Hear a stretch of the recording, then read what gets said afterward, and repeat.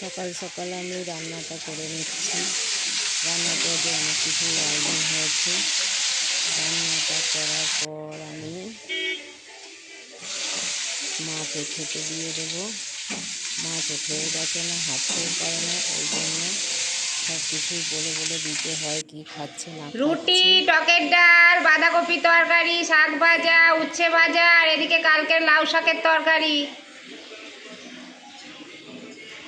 আর ঘরে খাচ্ছে বর আর মেয়ে।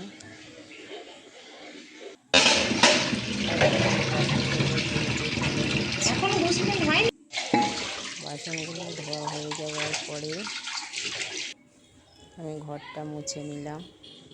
ঘর মুছে দেওয়ার পর জামা কাপড়গুলো কেচে নিচ্ছি।